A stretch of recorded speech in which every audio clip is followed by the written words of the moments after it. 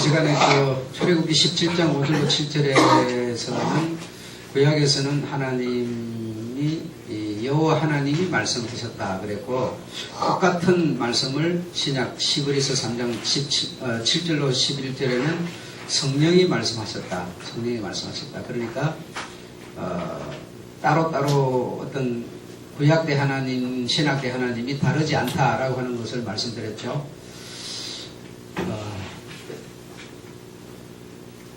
요한복음 15장 26절에 내가 아버지께로서, 내가 아버지께로서, 그러니 내가 하는 분은 예수시고 예수가 아버지께로서 보낼 보혜사, 아버지께로서 보낼 보혜사, 곧 아버지께로서 나오시는, 그 아버지께로서 나오시는 진리의 성령 그랬으니까, 그렇죠?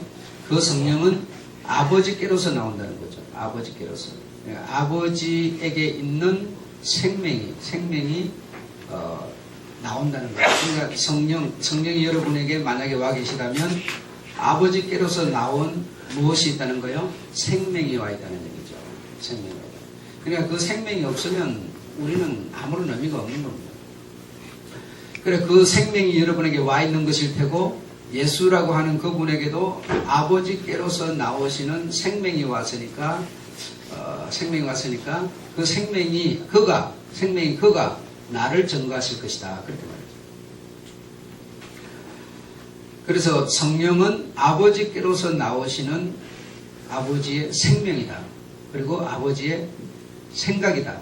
그것이 활동을 하게 될 때 우리는 성령이라 한다 이 말이죠. 성령이라 한다.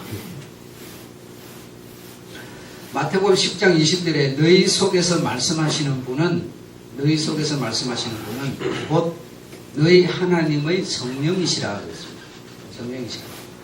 그러니까 여러분 속에 예를 들어서 어떤 지난 시간에 말씀드렸는가 그 전주에 말씀드렸는가 모르겠는데, 성경이 없어지고, 그렇죠? 교회가 없어지고 목사가 없어지더라도, 그럼 성경도 없고 교회도 없고 목사도 없으면 하나님 말씀 들을 수가 없잖아요. 그럼 성경도 없고 교회도 없고 목사도 없고 어디로 들을 거예요? 그렇게 다 없어지더라도 말씀은 계속 나올 수 있다는 거죠. 어디로부터 나오기 때문에? 성령으로부터 나오기 때문에. 그래서 그런 게 다 없어지더라도 나에게서 계속 말씀은 복사돼서 나와야 된다는 얘기죠. 복사해. 그러니까 성경이 써졌으니까 하나님 말씀이고, 성경이 안 써져서 하나님 말씀 아니에요. 그런 얘기가 아니죠. 근데 그렇게 생각하는 사람이 꽤 많단 말이죠. 그런데 성경이 어디냐? 한번 찾아봐. 자꾸 이렇게 하거든요. 그 성경이 없으니까는 하나님 말씀 아니. 그럼 하나님 말씀이 성경 속에 써진 거면 하나님 말씀이냐고요. 그 말씀은 성령으로부터 나온 거잖아요. 그러면 거기 안 써져 있어도 성령이 여러분 속에 있으면 말씀이 나올 수 있다는 얘기 아닙니까? 성경이 없더라도 나에게서 성령이 계시면 성경이 없어지더라도 성령은 하나님은 계신 거니까, 그렇죠? 그러면 여러분에게서 말씀이 나올 수 있다는 얘기죠. 그럼 여러분이 어디 다니면서 성경을 들고 다니면서 성경 몇 절 찾아가지고 이렇게 하나님 말씀을 제시합니까? 그거 필요 없죠.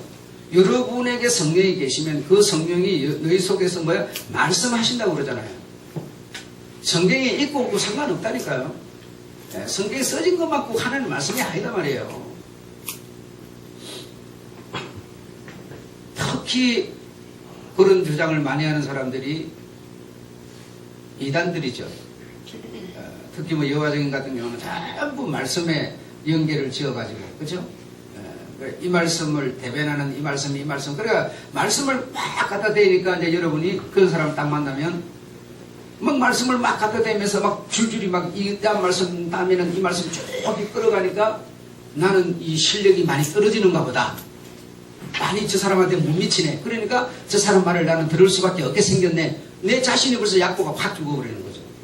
경상도 말로 약보라고 그러죠. 자신감을 다 잃어버린단 말이에요. 그러니까 그냥 싹 넘어가는 거 아니에요. 그러니까 거기 써져 있지 않는 하나님의 말씀이 성령을 통해서 나오는 거기 때문에 여러분에게 하나님의 생명과 생각이 여러분에게 와 계시면 그 생각과 말씀을 통해서 얼마든지 나오는 거죠. 그 주님께서도 말씀하시기를 그랬잖아요. 너희가 재판장에게 끌려가서 재판을 받을 때 무슨 말을 할까 염려하지 말라. 너희 속에서 말씀하시는 이는 성령이시라 그랬잖아요. 그럼 재판장에 끌려가가지고 내가 재판을 받는데 무슨 말을 할지를 모르겠는데 그럼 그것을 성경 찾아봐서 성경에 써진 것 갖고 여러분이 대면할 겁니까? 누가 그래서 성경 보고 대답하라고 그러겠어요? 여러분 속에서 나온다니까요. 여러분 속에서 성경에 써져 있지 않는 내용일지라도 나온단 말이에요.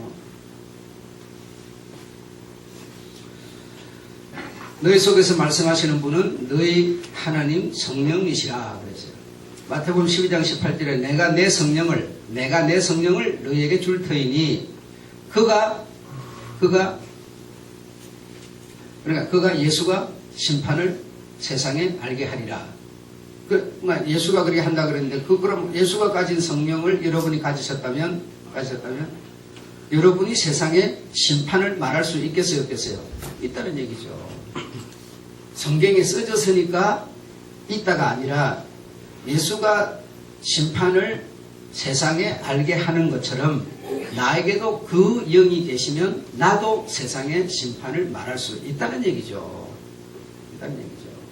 왜냐하면 그 성령은 어차피 성령의 하나님의 생각을 말하는 거니까. 그 사람이 듣고 안 듣고는 2차 문제죠.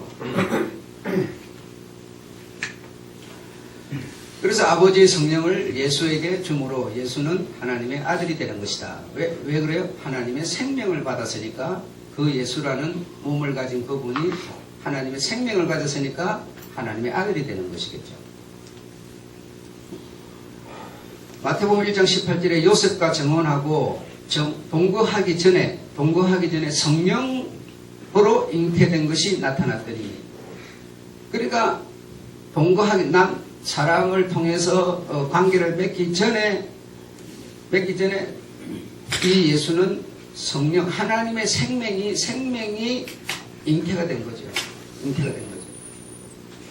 그럼 생명이 잉태가 됐는데 하나님의 생명이 잉태가 됐는데 하나님의 생명이 만약에 잉태되지 않고 그 마리아의 몸에서 만약에 아이가 태어났다. 그럼 이름을 예수라고 지었다. 여러분. 그러면 그가 예수에서요? 응?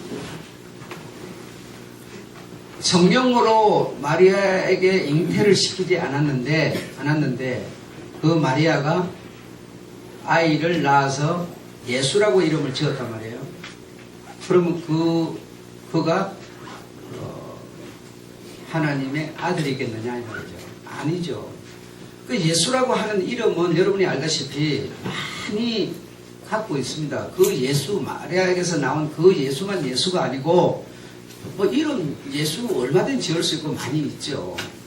내가 예를 들어서 아이를 낳고 여러분의 아이와 같은 아이의 이름을 지을 수 있죠. 그렇죠? 그렇다고 해서 그 아이냐 말이죠. 그 아이는 아니죠. 성령으로 잉태됐기 때문에 예수 그는 하나님의 아들이라는 얘기죠.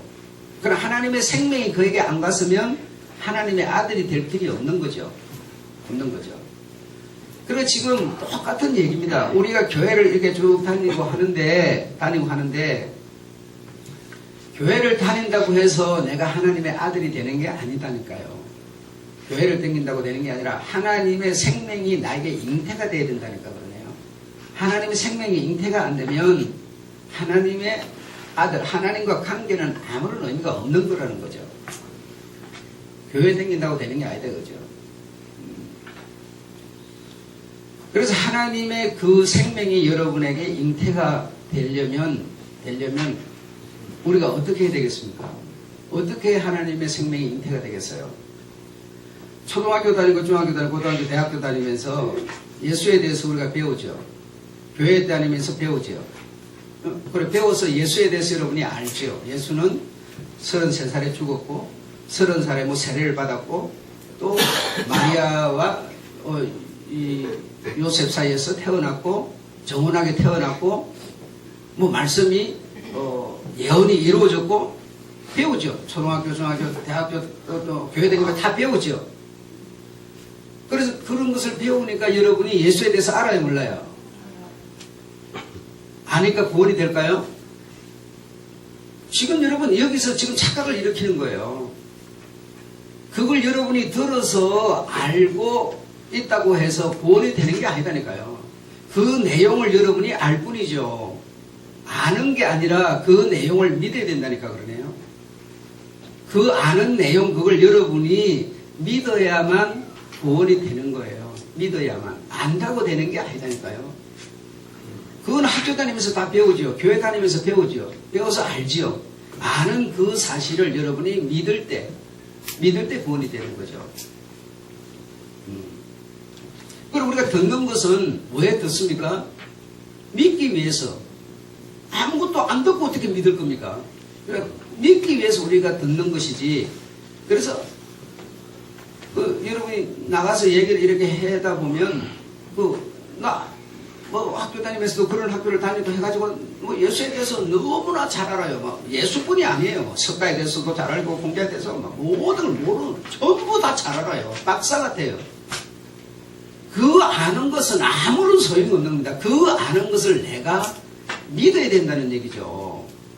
믿어야 된다. 이걸 믿는 건 참 쉬운 것 같죠. 믿으려면 여러분이 갖고 있는 지식을 내려놓지 않으면 믿음은 여러분에게 또 오지를 않아요. 여러분이 세상을 살면서 경험하면서 들어서 배워서 아는 그 어떤 지식을 여러분이 비껴드려야 예수에 대해서 아는 것을 통한 것이 믿음으로 내게 오는 거예요. 그렇지 않으면 오지 않아요. 여러분, 우리가 교회 나와서 설교를 듣고 이렇게 어떻게든 관계를 통해서 이렇게 하지만 이렇게 해야지. 여러분이 주님께도 고백하고 이렇게 하겠다 저렇게 하겠다 고백하고 설교를 통해서 듣고 결심을 하고 하루도 안 가죠, 여러분. 하루도 안 가서 그 내용은 아무런 의미가 없어져 버리죠. 그냥 나는 또 역시 나대로 살아가고 있을 뿐이에요. 그런데 왜 안 되겠어요? 나를 비워드리지 않았고 지금 하늘로서 내리시는 하나님의 양식, 즉 말씀, 그리고 하늘로서 내리는 물, 생명수가 내게 들어와서 내게 와서 내가 돼야 되죠. 내가 돼야 되는데 내가 안 되고 지금은 들었지만 나라고 내가 그동안 살면서 가진 그 지식이 나에게 꼭대기에 꽉 차 있어요. 남의 소리를 듣고 그 남의 말을 들은 것을 내 어떤 삶의 지표로 삼고 살아갈 수 있는 그런 어떤 공간이 내게 없다니까요. 전부 내 어떤 상식이 꽉 차 있어요. 그냥 그 차 있는데 그냥 이 하늘로서 내리는 만나와 하늘로서 내리는 물이 와서 톡톡톡 놓고 한 수준에 불과해요. 놓고만 했지 들어오지를 못했어요. 내게 들어와서 내가 되지를 못했어요. 그냥 놓고 수준만 한 거예요. 지금 설교를 통해서 여러분에게 단지 놓고 정도만 하고 있는 거예요. 놓고 정도만. 여러분, 우리가 세상을 살아가면서 정말 우리 주님이 최고, 금보다 은보다 더 귀한 분은 없네. 노래 부르고 다 해요. 근데 그냥 놓고 수준이지 실제적으로 금보다 귀한 예수라고 말은 하지만 실제로는 아니거든요. 금 하나 준다 그러면 예수는 헌신적 중 헌신적 되어버리는 거예요. 아무 필요가 없어요. 내 삶이 안 된다니까요, 여러분. 내 삶이 안 되는 것은 내가 가진 것을 내려놓고 내 가지고 있던 그 자리에 이것을 심지를 않았기 때문에 안 되는 거예요. 예를 들어서 여러분 생각해 보십시오. 내 호주머니 돈 있으면 여러분 가족끼리 여러분 아는 사람끼리 외식하려고 그러면 여러분 돈 10만 원 날아가는 일도 아니죠. 그죠? 좀 숫자 많으면 10만 원 단위 확정 넘어가죠. 그런 거는 굉장히 여러분 아깝지 않게 막 하지만은 우리가 주님 앞에 예를 들어서 내가 주를 위해서 이거는 정말 주를 위해서 이렇게 뭐가 됐든 간에 하는데 여러분이 생각이 안 가죠. 왜 안 갈까요? 우리가 세상 살아가는 이런 것은 아주 안 시켜도 잘하죠. 아주 계산 속에 머릿속에 착착착착 돌아가죠. 돌아가지만 우리가 주를 위해서 하는 이런 것은 내 머릿속에 생각도 안 드는 거예요. 남이 해놔도 그만이고 안 해놔도 그만이고 아무런 별 관심이 없어요. 다시 말하면 내 삶에 실제로 심겨지지 않았기 때문이에요. 심겨지지 않았기 때문에. 지난 수요일날 제가 말씀드렸던 것처럼 우리가 내 영혼을 위해서 산다. 당신 영혼을 위해서 좀 살아라. 영혼을 위해서 좀 살아라. 이렇게 하면 영혼을 위해서 어떻게 사는 거냐? 영혼을 위해서 어떻게 사는 거냐? 그 영혼가 막막한 거예요. 정말 영혼을 위해서 내가 좀 살아야 되는데 영혼이 우리의 어떤 이 몸을 지배하는 주체이기 때문에 이러죠. 영혼을 위해서 사는 건지는 모르거든요. 그래서 그냥 뭐 교회나 나오면은 그냥 영혼을 위해서 사는 건 줄 알아요. 예. 뭐라 그랬어요? 귀가 안 들리는 사람은, 예? 다른 데 돈 쓰지 말고 보청기 만들으라고 그랬잖아요. 보청기를 안 만들면 소리가 안 들리니까 생명마도 내 영혼을 위한 소리를 못 듣는 거 아니에요? 그렇지 않습니까? 그래서 보청기를 만드는 거 다 그런 내 육신을 위해서 일하는 것 같지만 내 중심이 뭐예요? 하나님 하늘로서 내리는 하늘의 소리를 듣기 위해서 보청기를 만드는 거예요. 내 영혼을 위해서 사는 거죠. 돈을 쓰는 거죠, 여러분. 그렇지 않습니까? 몸이 건강하지 못해서 교회에 오는 것도 어렵고 전도하는 것도 어렵고 그러면 뭐요? 내 몸을 위해서 여러분이 뭐죠? 투자하죠. 왜 투자합니까? 내 영혼을 위해서. 내 영혼이 소생하고 생명을 얻고 더 풍성해지기 위해서 내가 건강을 위해서 뭐 보약을 먹는다든지 운동을 한다든지 뭐 저다 여러분이 영혼을 위해서 그렇게 하는 거죠. 그 영혼을 위해서 그래. 그래서 중요한 것은 이 영혼이라고 하는 것이 우리 영혼 육적의 목적이고 결론이고 의미라고 말해도 이것이 노크 정도이지 실제적으로 이것이 내게 들어와서 주체가 안 되어버리니까 듣기는 항상 듣지만 나가면 뭐예요? 항상 이 몸이 주체가 되어 있는 거예요. 몸에 좋은 거 자꾸 이렇게 나가는 거예요. 영혼에 좋은 거라고 하는 소리는 생각 안 하잖아요. 몸에 좋으니까 이거 마시세요, 먹으세요, 먹읍시다 뭐 이러는 거거든요. 그렇게 말하는 사람이 그 중심이라도 내 몸이 건강해야 내 영혼이 보호를 받을 수 있고 내 영혼이 뭔가 할 수 있고 이런 생각이라도 돼 있으면 좋겠어요. 그러나 그런 생각도 안 되는 경우가 많다는 얘기죠. 영혼을 위해서 우리가 살 필요가 있다니까요. 여러분 직장에 나가서 일하고 하는 이 모든 것들도 여러분 우리 생각의 나름이죠. 그러니까 믿음이라는 얘기예요. 내가 나가서 만약에 직장 가서 일을 하지 않는다. 그럼 수입을 얻지 못한다. 그럼 내가 교회 생활을 어떻게 할 것이며 헌금을 어떻게 할 것이며 내 가정이 그냥 풍지박산이 되는데 어떻게 평안하게 우리가 신앙생활 할 것이며 안 되는 거잖아요. 그러니까 직장생활 하는 것도 똑같은 직장생활이지만 믿음에 따라서 차이는 나버리는 겁니다. 믿음에 따라서. 그럼 믿음에 따라서 차이가 나버리면 그 믿음이 추구하는 영혼이 주체가 되니까 영혼의 요구를 따라서 영혼과 관심 있는 이런 데 우리를 투자하고 시간도 투자하고 이런 일이 다 일어나게 된다는 거죠.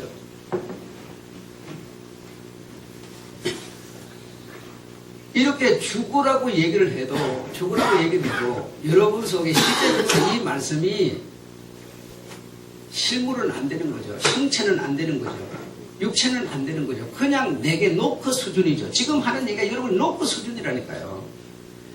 나는 여러분 그래 부모의 마음을 이렇게 헤아리는 이게 그 속내를 아는 이것이 굉장히 효도입니다. 그래서 성경 속에 지난 수요일 말했지만 효도한 사람 가장 다 효도했지만 뭐 순교하고 얼마나 효도했어요. 그러나 하나님의 그 속내를 안 사람이 있었다. 그게 바로 첫째로는 모세였고 둘째로는 다윗이었다는 얘기를 했어요. 그래서 하나님이 내 마음에 합한 자라 그렇게 말했어요. 내 마음 하나님의 속내를 알아차린 사람들이에요. 근데 이게 얼마나 이 효도인지 모른다니까요. 기뻐하는 일인지 모른다고. 그래서 나는 내가 누구 이름을 불러가면서 구체적으로 이렇게 저렇게 이렇게 지시는 안 하지만은 그러나 내가 말하는 그 의미를 여러분이 느끼고 헤아리셔서 좀 이렇게 움직여준다면 저 사람이 내 속내를 알아차리는구나. 그럼 내가 얼마나 감사하겠습니까? 여러분 교회 나와서 권사님들만 교회 청소하고 봉사하고 다 이렇게 하라는 법도 없고 그분들이 또 못하지도 않아요. 그러나 시간 나는 분들은 그리고 낼 수 있으면 가능한 내셔서 기껏해야 1시간에서 2시간인데 같이 봉사하면 어떻겠느냐. 내가 그렇게 말하는 그렇게 지금까지 말한 것처럼 구체적으로는 말하지는 않았지만 그래도 목사가 이런 말을 하는 그 속내가 이런 거구나 싶어서 여러분이 그러다마자 1시간 아니면 2시간인데 여러분이 투자를 만약에 그 1시간 2시간을 해준다면 저 사람이 내 속내를 알아차리는구나 내 말의 의미를 이해하는구나 싶어서 내가 기분이 좋겠습니까 안 좋겠습니까? 당연히 좋죠. 그러나 그렇게 계속 얘기를 했는데도 여러분은 뭐죠? 그냥 밖에 서서 높고 수준으로만 듣기 때문에 전혀 배난은 오지 않는 겁니다. 여러분에게 실제로 육체가 안 된단 말이죠. 마리아에게 성령이 잉태로 시켰지만 마리아가 그것을 오케이 받아들이고 당신이 가진 지식, 어떻게 내가 남자와 선연화도 안 해봤는데 자식이 생겨, 인간적인 상식 지식을 딱 내려놓지 않았으면 예수는 잉태 안 되는 거죠. 믿음과 합하여져서 그는 나오는 것이니까요. 영체라는 것은 믿음과 합하여서 나오는 거지, 믿음 없는데 영체만 나오는 법이 없다니까요.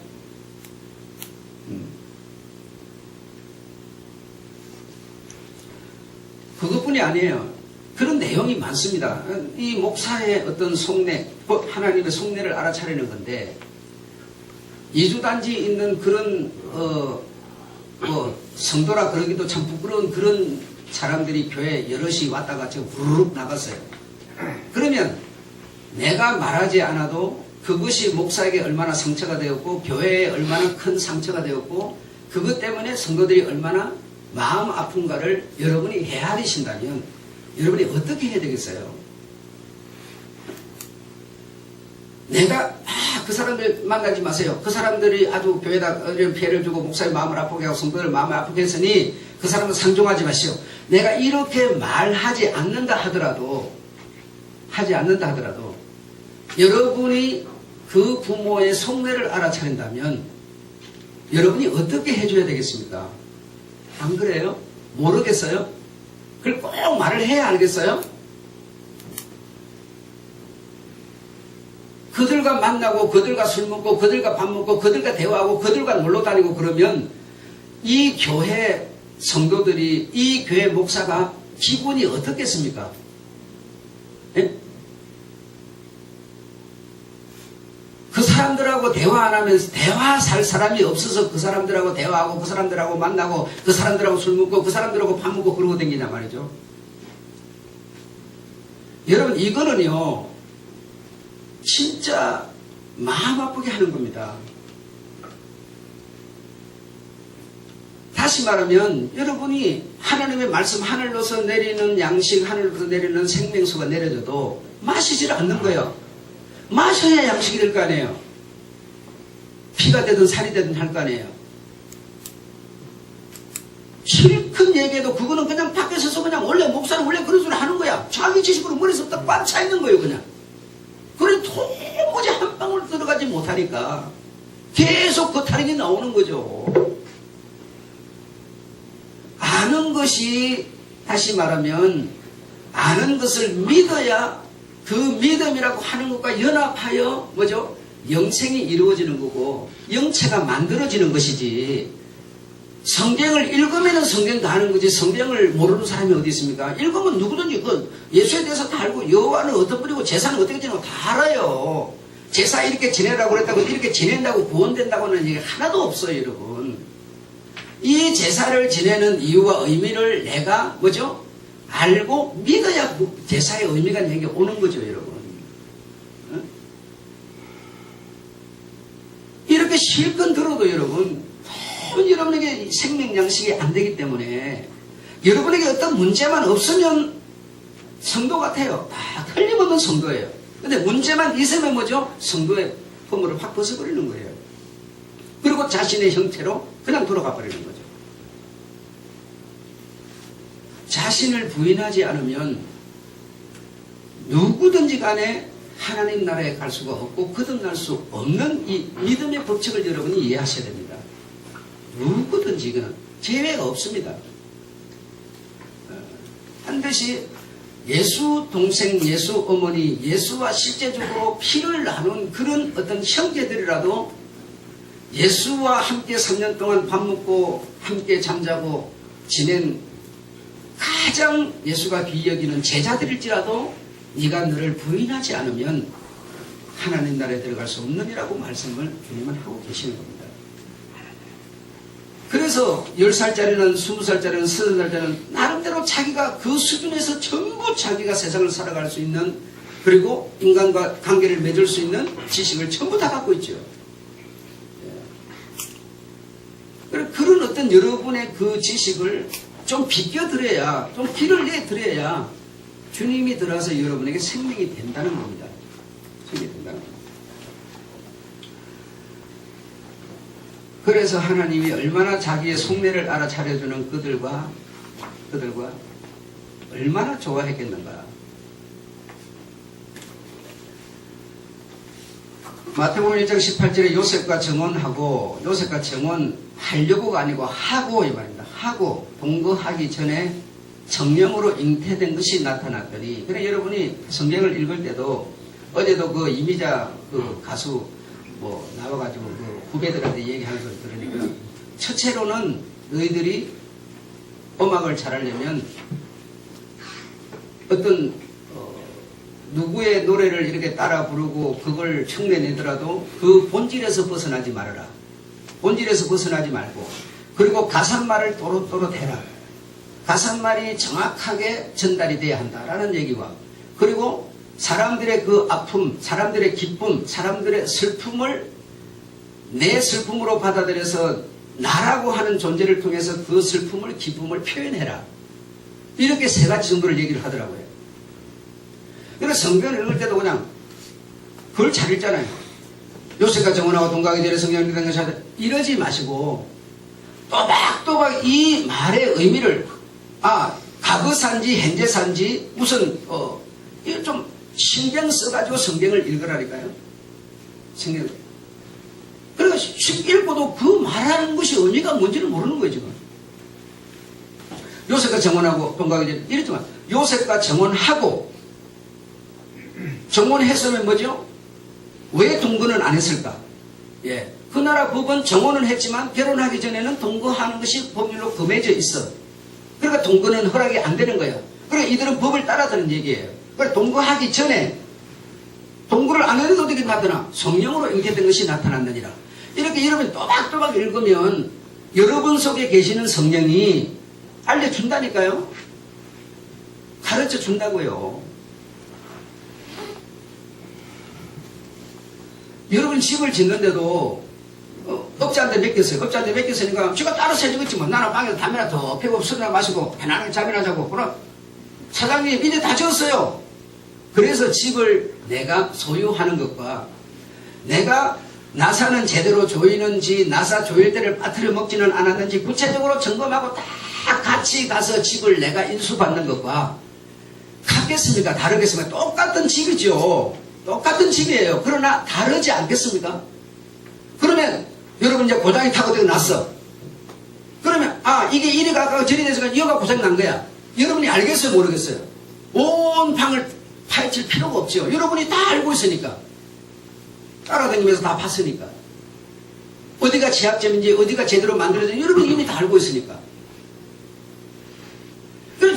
그냥 무슨 소설 읽듯이 읽을 수도 있지만 따박따박 그 내용을 생각해가면서 의미를 되새겨가면서 읽으면 여러분 속에서 말씀하시는 성령께서 알려주신다니까요. 알려주세요.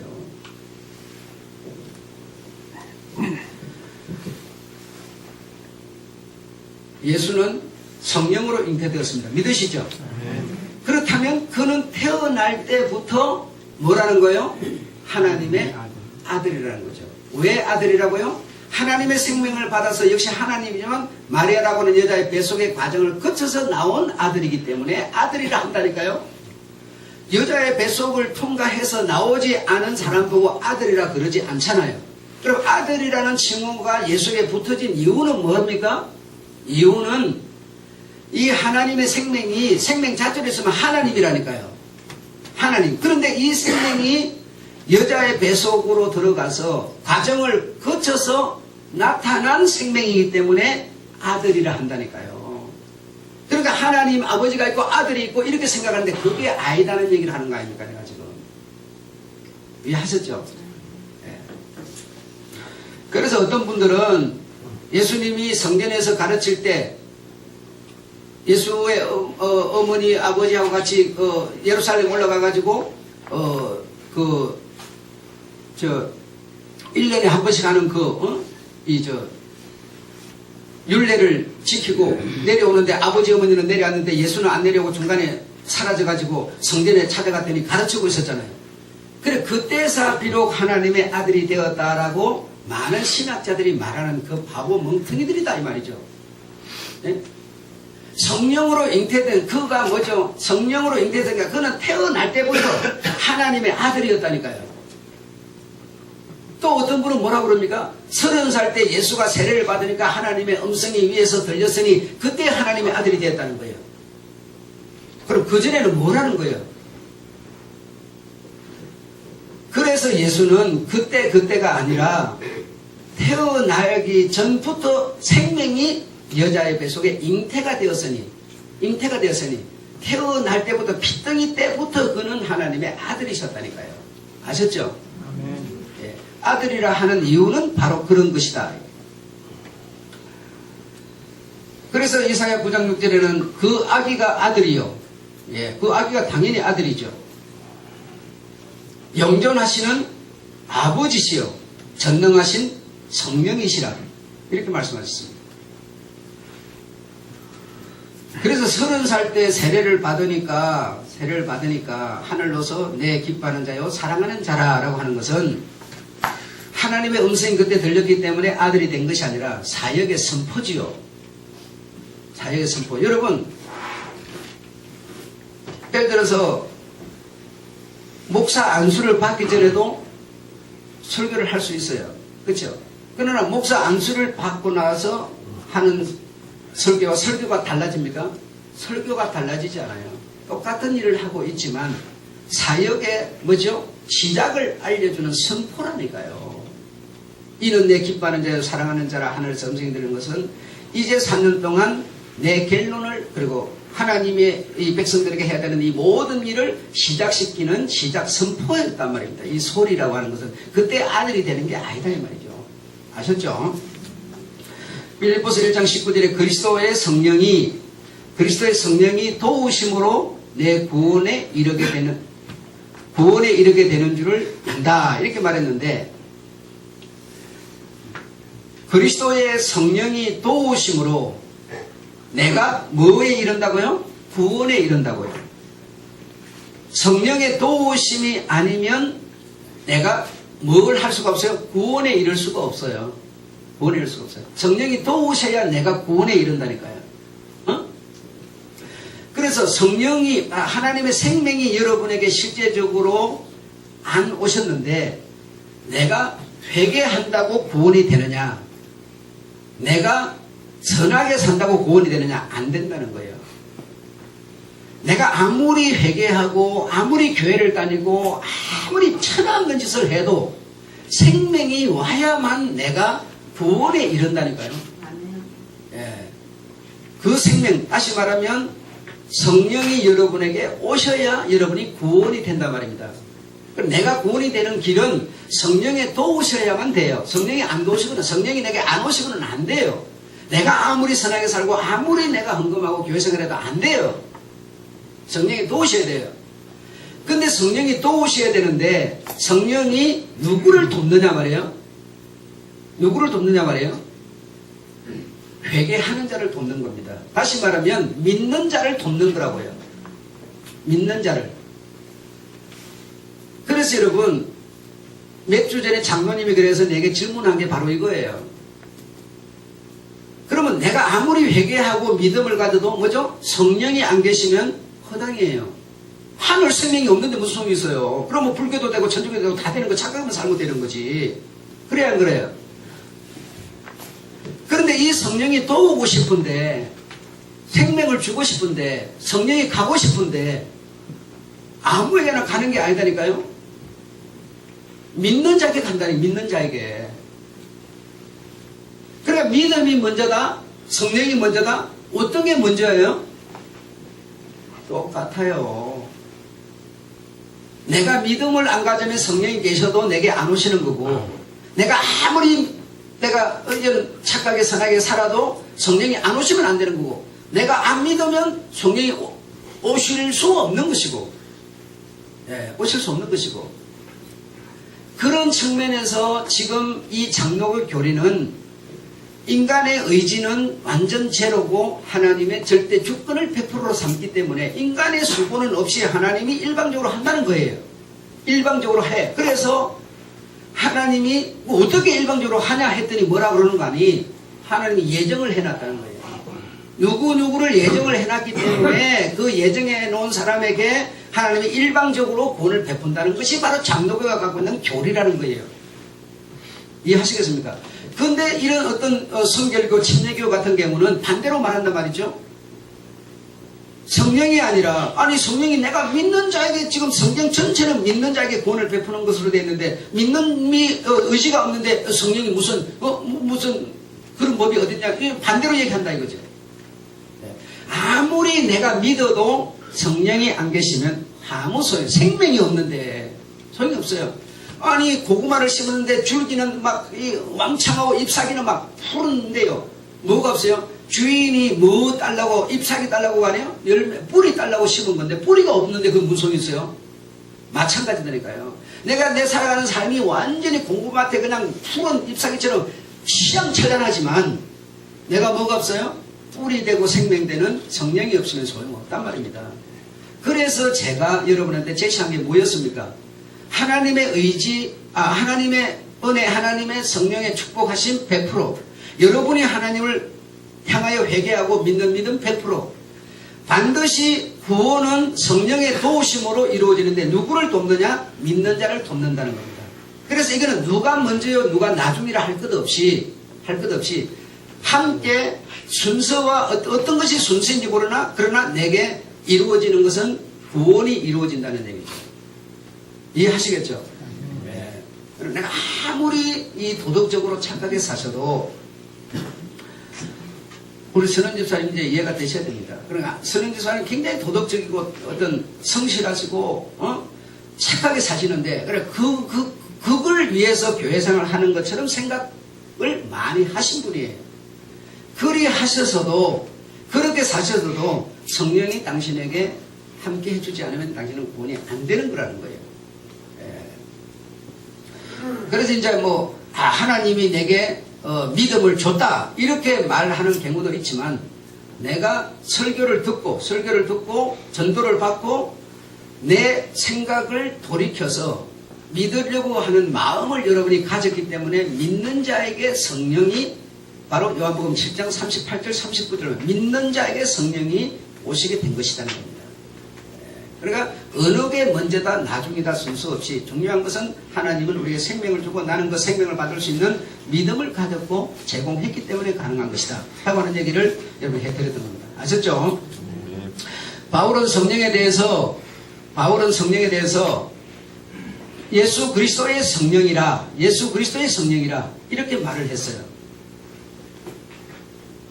바울은 이 복음을 선포하면서 성령을 그냥 성령이라 이렇게 해도 되는데 예수 그리스도의 성령, 진리의 성령, 그리스도의 영 이렇게 표현을 했어요.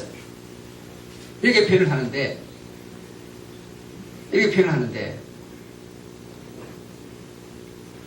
왜 이렇게 표현을 하게 되느냐?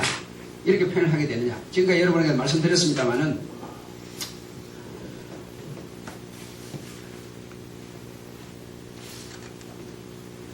성령이 다시 말하면 생명이라는 이 생명이 성령이 하나님이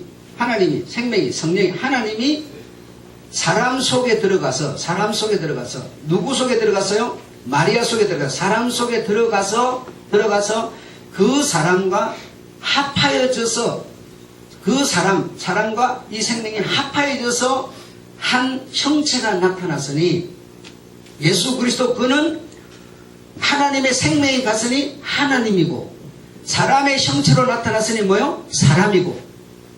그래서 예수 그리스도는 사람이고 하나님이에요. 사람이면서 하나님이에요. 그래서 신인 동성이라고 그러죠. 신이면서 뭐죠? 한편으로는 철저히 인간이라는 거죠.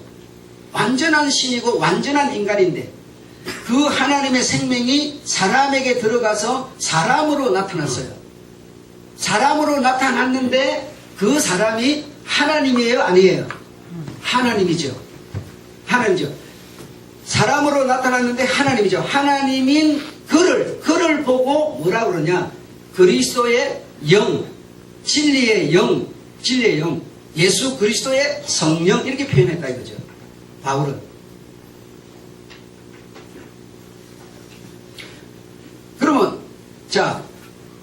성령이 만약에 여러분에게 지금 이제 우리 여호수 집사에게 이 성령이 제가 이제 생각의 지식을 버리고 이제 하늘로서 내려오는 양식을 자기의 어떤 삶의 목표로 지금 딱 받아들이니까 뭐죠?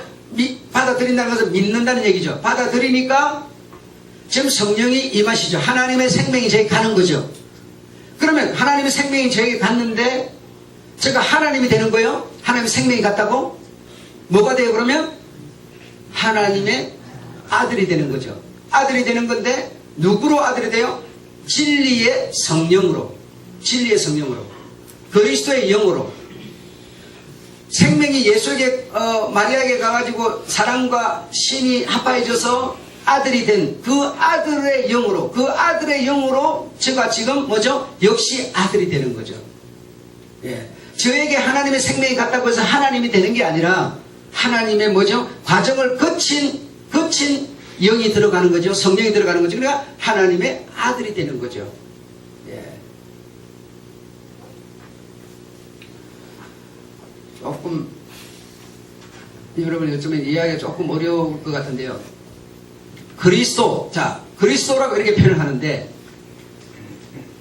그리스도라고 하는 칭호를 얻으려면 사람에게 무엇이 오셔야 그리스도가 됩니까? 하나님의 생명이 오셔야 그리스도가 되죠. 다시 말하면 그리스도는 기름 부음을 받은 자 이렇게 표현해요. 기름 부음, 다시 말하면 사람에게 기름 부음을 받으면 성령이 오시면 성령의 은혜를 입으면 그리스도의 뭐죠? 사람이 되는 거죠. 그러니까 예수 그를 보고 우리가 그리스도 예수 막 이렇게 표현한대. 그러면 그 말의 의미는 뭐냐면 하나님의 기름 부음을 받았다는 얘기예요. 하나님 기름 부음을 받았다는 것은 하나님의 생명으로 태어난 사람이란 얘기예요. 그러면 여러분이 지금 만약에 하나님의 생명을 만약에 받게 되면 여러분이 그리스도가 되는 게 아니라 그리스도의 은혜로 예수 그리스도의 은혜로 여러분이 기름 부음을 받는 거기 때문에 예수가 하나님의 아들로 칭호됐던 것처럼 여러분도 뭐가 돼요? 하나님의 아들이 되는 거다니까요. 네, 아들이 되는 거예요. 하나님의 생명이 여러분에게 간다고 해서 여러분이 하나님이 되는 게 아니라 하나님의 아들이 되는 거라고요. 아들이 되는 거라고요.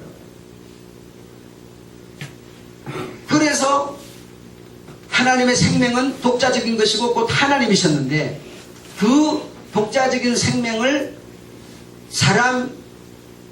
여자의 가정을 거치는 그런 어떤 과정을 거쳐서 하나님의 아들로 태어나게 만들어서 그 태어난 그로 말미암아 은혜를 입고 그로 말미암아 기름 부음을 받게 만드는 것은 결과적으로 뭘 만들어내는 얘기냐?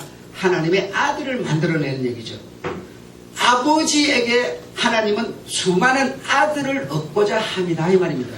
그 아들을 얻는 방법은 얻을 수 있는 길은 이 길 외에는 다른 방법이 없어요. 다른 방법으로 똑같은 생명을 가진 아들을 얻어낼 수가 하나님의 그 백성들을 만들어낼 수가 없어요. 예. 요게 여러분이 이해가 되셔야 되는데 요런 어떤 진리가 우리 주님의 의도가 여러분에게 전달되고 그 의도가 여러분의 것이 되어야만 이 어떤 세속적이고 인본주의적인 그런 신앙에서 여러분이 벗어날 수가 있는 거예요.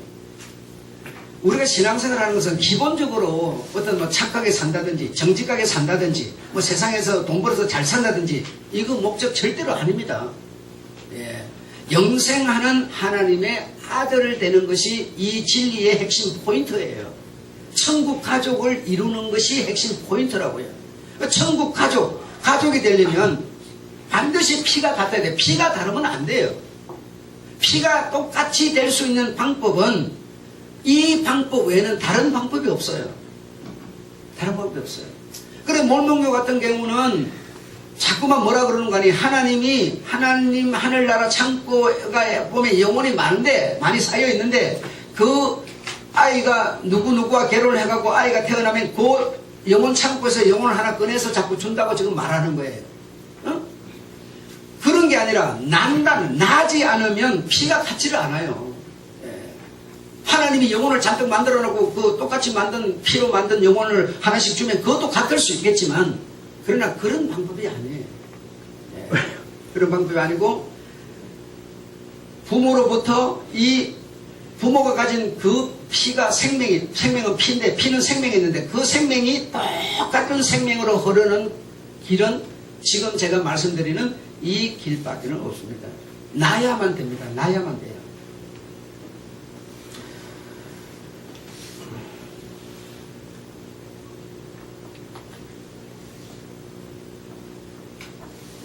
그래서 성령께서 하나님의 생명이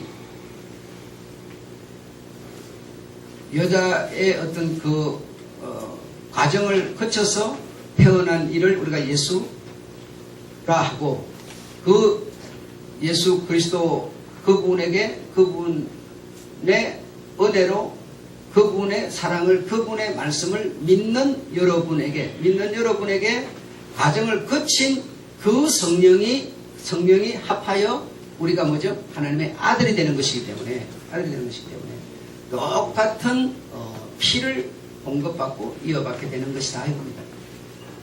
이렇게 되는 것이다.